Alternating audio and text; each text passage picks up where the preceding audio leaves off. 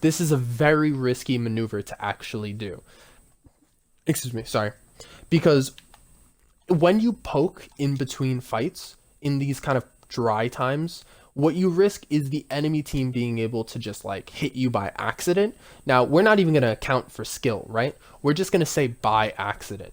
Let's imagine that if by accident the Ashe happened to hit you and the Ana happened to hit you at the same time. The Ashe hit you with the headshot, the Ana hit you with the body shot because you kept poking them, and you die.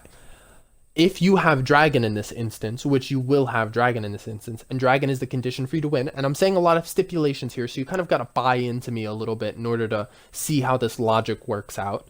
But if you have the game-winning Dragon, and you get accidentally hit, and you die, and your team loses because of it, it's kind of your fault. It's not entirely your fault. I'm not going to say you're trash, you're off the team, this is the reason we lost, but it's partially your fault for taking that peek. Most peaks at the highest levels are made in tandem with someone else. In solo queue, when you're playing in ranked, a lot of the time you can take these peaks because you're not going to be able to get the level of coordination that you need in order to actually take safe peaks. But when you're playing in a team setting, you want to minimize the amount of errors and the amount of chances that you're giving the enemy team. As people's aims gets better, that's a lot of S's in that sentence. As people's aims gets, as people get better at aiming in the higher elos, they're going to be able to not accidentally hit these shots, but on purpose hit that shot. Because let's say if this Ashe has been queuing all day, let's treat Boopery as if he was in solo queue right now, right? And this Ashe has been queuing all day and losing all day. And she's just been having a terrible ass time. She's been getting stomped. She's actually trash though. Like, she deserves to get stomped, right?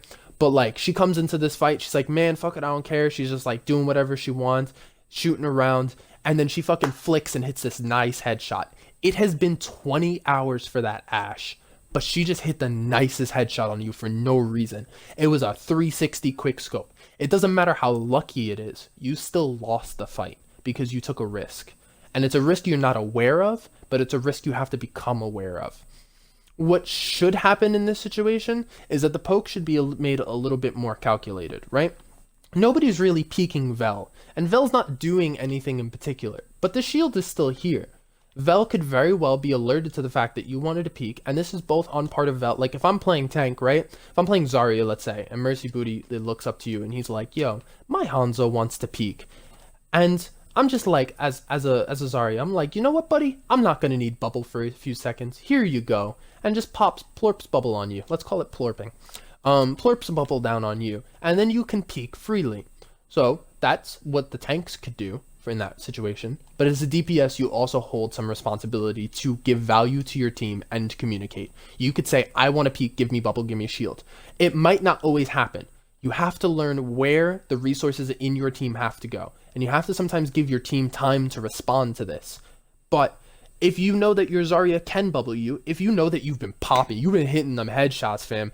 Oh, you've been hitting it nice. And your Zarya has bubble, you'd be like, yo, Zarya, hit me with bubble. And Zarya's like, all right, you've been popping, we got you. Right? Then you get the bubble, you take the nice peek, you get the headshot. Nobody has to risk dying. You want to minimize the amount of chances you give the enemy.